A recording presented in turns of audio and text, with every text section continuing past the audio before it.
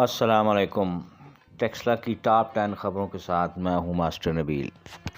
ٹیکسلا کو بین الاقوامی tourist city بنایا جائے گا۔ وزیر اعلیٰ پنجاب مریم نواز شریف نے میڈیا سے گفتگو کرتے ہوئے کہا کہ ٹیکسلا ایک تاریخی شہر ہے اور اس شہر کو بین الاقوامی ٹورسٹ سٹی بنایا جائے گا تاکہ دنیا بھر اور پاکستان سے ہر قسم کے سیاحت کے لیے ٹیکسلا کا رخ کریں۔ ٹیکسلا میوزیم کی اپ گریڈیشن اور جدید ٹیکنالوجی سے ڈسپلے سینٹر بنانے کا بھی فیصلہ کیا گیا۔ ناجائز تجاوزات آپریشن آج اسسٹنٹ کمشنر ٹیکسلا کی ٹیم ہائی وے اور کینٹ روڈ کا مشترکہ طور پر بیریئر 2 جی ٹی روڈ پر دورہ۔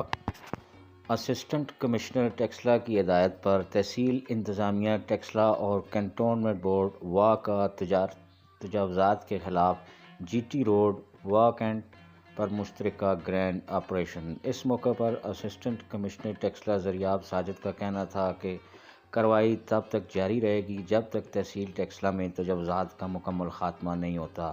تجاوزات کرنے والے از خود تجاوزات ختم کر دیں ورنہ ان کے خلاف سخت قانونی کارروائی عمل میں لائی جائے گی۔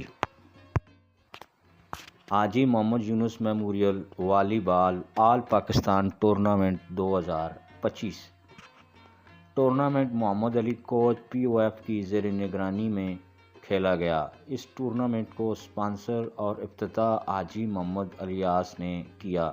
مزید تعاون بھی چند دوستوں کا رہا۔ فائنل میچ 22 تاریخ کو کھیلا گیا۔ فائنل میچ کے مہمان خصوصی مشہور کاروباری اور سماجی اور سیاسی شخصیت حاجی راجہ محمد جان صاحب جوڑی راجگان تھے۔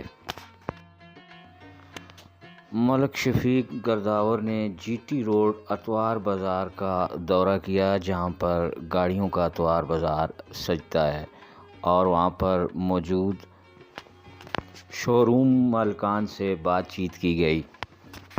صدر شو روم ٹیکسلا رفیق باجوہ نے میڈیا سے بات چیت کرتے ہوئے کہا کہ اتوار بازار میں جتنا بھی رش ہوتا ہے وہ شو روم کی وجہ سے نہیں ہوتا بلکہ روڈوں کی دونوں جانب کھڑی ہوئی گاڑیوں کی وجہ سے ہوتا ہے۔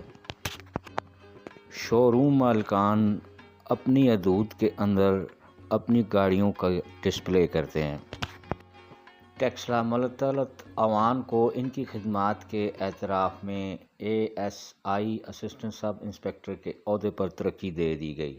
وہ اپنی پیشہ ورانہ صلاحیتوں اور محنت کے باعث محکمہ پولیس میں نمایاں مقام رکھتے ہیں۔